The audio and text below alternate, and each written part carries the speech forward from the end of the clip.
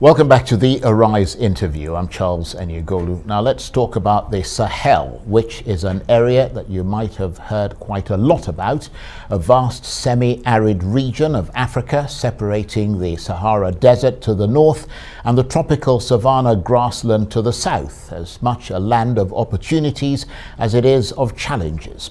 There's been lots of jihadist-inspired instability there.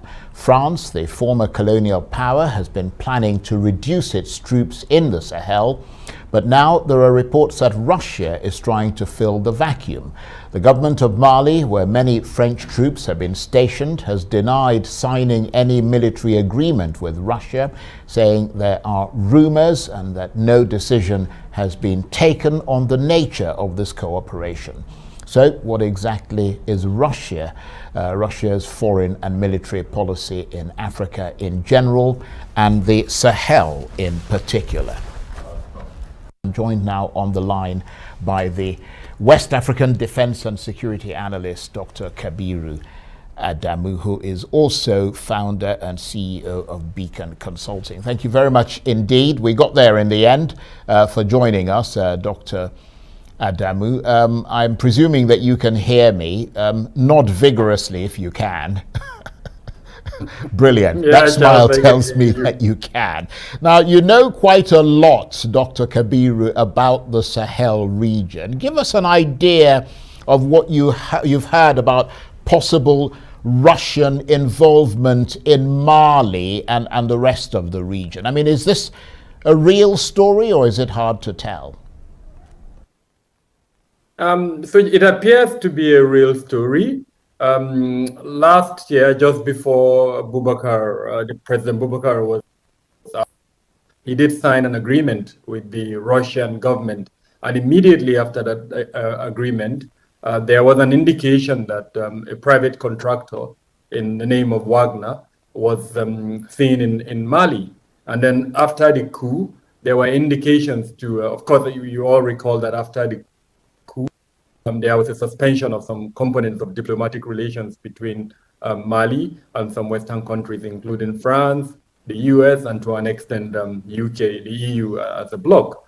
Now, it appears that as a strategic geopolitical positioning, Mali had looked to Russia to kind of make up for this suspension of diplomatic relations between it and France and the kind of military aid it was getting from France and other countries.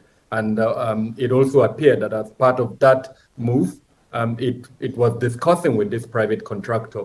The current suggestion is that considering the deployment of about 1,000 of these mercenaries to come to Mali to strengthen its military position. Let's remember that Mali is being confronted with different threat elements, including the terrorists, the rebels that are operating in the southern half of the country, and all of this to an extent existential threat to Mali.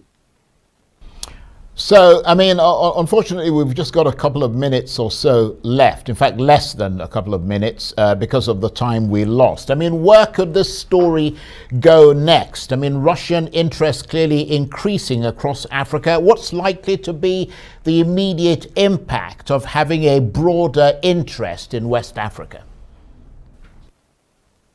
Yeah, so the irony is that countries like France and to an extent the US are reducing their especially military presence in some parts of Africa. And so that leaves room for countries like Russia and to an extent China to take over those locations where they are. It mustn't be like that, but it appears that is what is happening. Unfortunately, even while all of this is ongoing, the real crux of the matter, which is good governance, is not being addressed. Of course, international relations is driven by interest, and there has been a suggestion that the Russian interest in Africa is all about resources, and of course even the Chinese interest in Africa. So it's likely to be a continuation of what the Western countries like France and US were doing in Africa. Without necessarily.